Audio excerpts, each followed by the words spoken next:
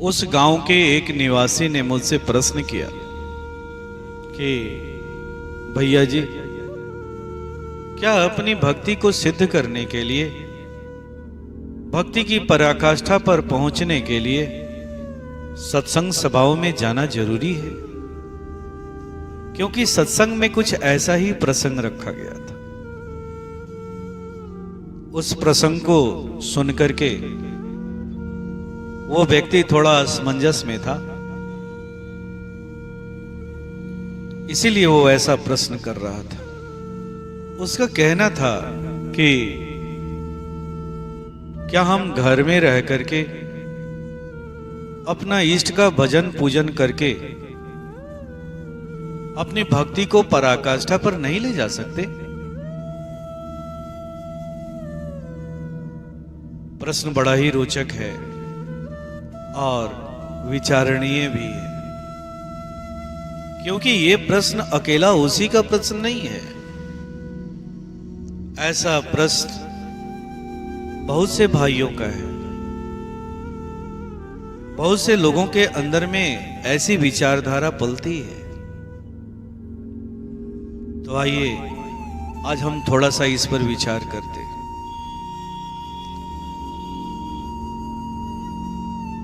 भक्ति के लिए सत्संग क्यों आवश्यक है? क्यों पूज्य गुरुदेव ने इस सत्संग की स्थापना की? इस सत्संग की स्थापना के पीछे उनका लक्ष्य क्या था? आपने अपने घरों में माताओं को, बहनों को खाना बनाते हुए देखा होगा। मैं उस जगह की बात कर रहा हूं जहां लकड़ी के चूल्हे पर खाना बना करता था, या गोबर से बने उपलों के द्वारा, जिसे हम गोईठा भी कहते हैं, उससे खाना बनते हुए देखा होगा। चूल्हों में अग्नि प्रज्वलित करने के लिए हम क्या करते थे? माताएं क्या करती थी? तो 2-4 लकड़ियों को एक जगह इकट्ठा करती थी, या फिर 2-4 उपलों को इकट्ठा करती थी, फिर उसमें अग्नि प्रज्वलित करती थी और अग्नि प्रज्वलित हो भी जाती थी, बड़ी आसानी से हो जाती थी। अगर प्रज्वलित अग्नि से संबंधित उन लकड़ियों को हम अलग अलग रख दें निकाल करके चूल्हे से, तो क्या होता है? तो हम देखेंगे कि उन लकड़ियों में प्रज्वलित अग्नि धीरे धीरे करके धीमी हो जाएगी और कुछ देर के बाद बुझ जाती है। यही दशा उपलों की भी होती है।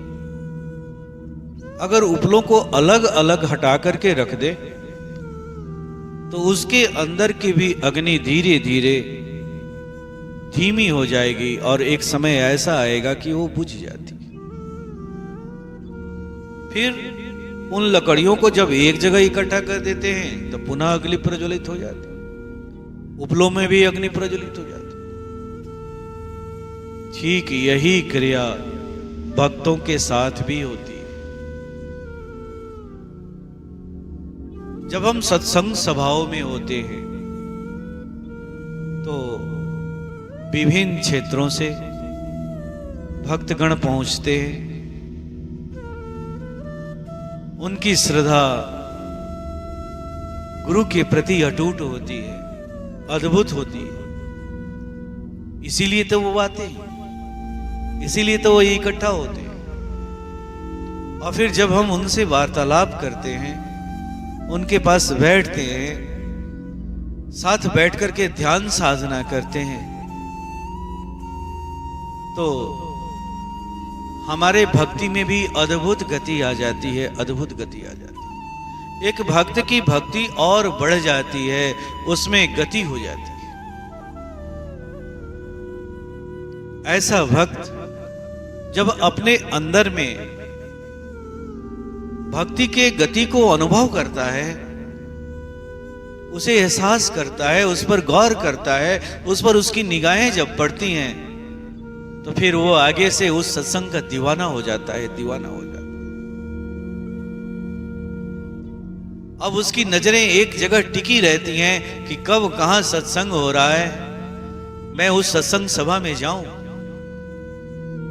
अपने भक्ति को गति प्रदान करूं और फिर एक दिन भक्ति की पराकाष्ठा को प्राप्त करूं।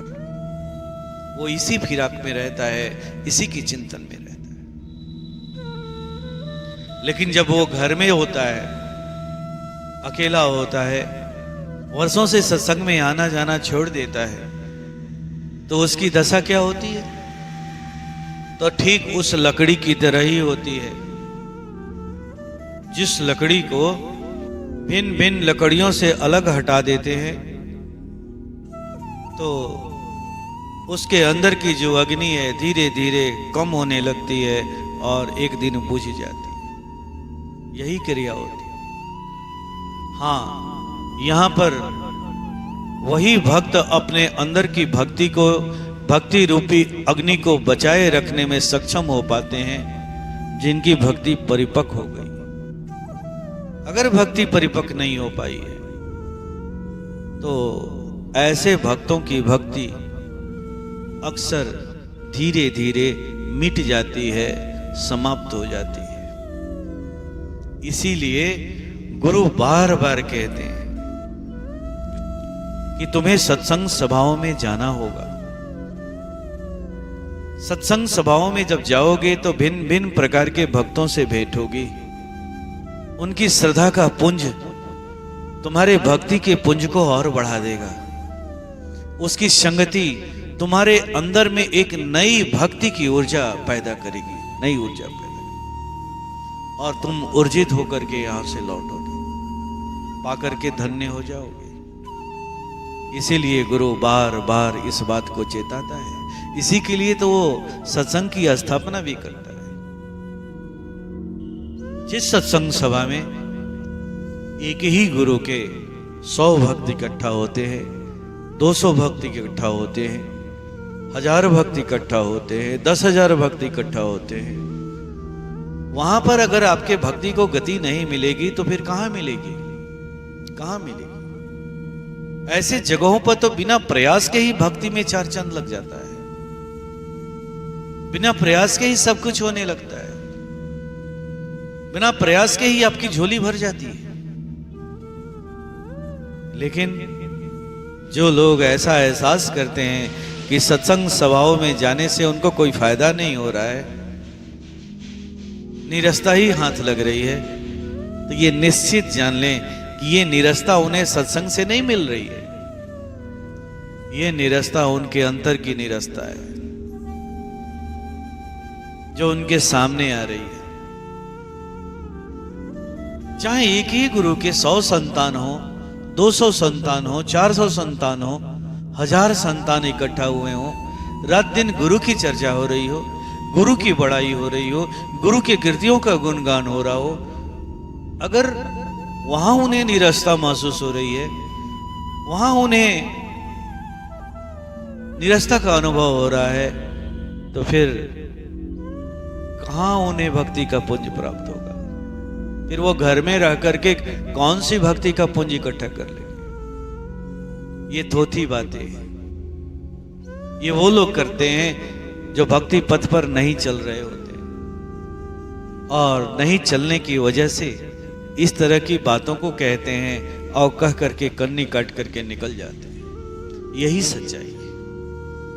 सत्संग सभाओं में जाने से भक्ति घटती नहीं है, एक भक्त के अंदर में निरस्ता नहीं आती है, बल्कि भक्ति उसकी कई गुना बढ़ जाती है, बढ़ जाती है। हाँ, सत्संग सभाओं में नहीं जाने का कुछ अन्य कारण हो सकता है। किसी कार्य को लेकर के व्यस्तता हो सकती है, ये अलग बात है। लेकिन यह कहना कि सत्संग में जाने से निरस्ता हो रही है, तो ये आपके अंदर की निरस्ता है, स्वयं की निरस्ता है। याद रखें।